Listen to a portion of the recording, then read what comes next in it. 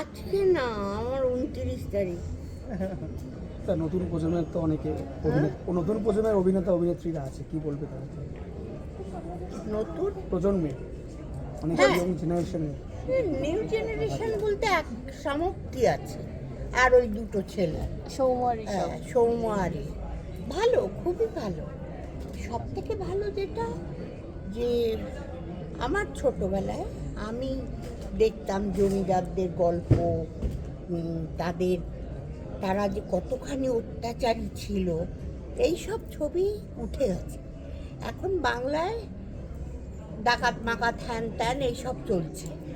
তো এইবারে এই উইন্ডোজের এত সুন্দর, মানে 100 বছর আগে জমিদাররা তারা মেয়েদের শুধু ভোগের বস্তু ভাবতো।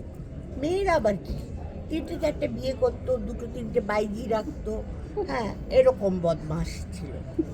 তো সেটার নিয়ে গল্প যে, আর এত সুন্দর, ছবিটা দেখবে তখন বলবে যে না, অনামিকাদি বলেছিল।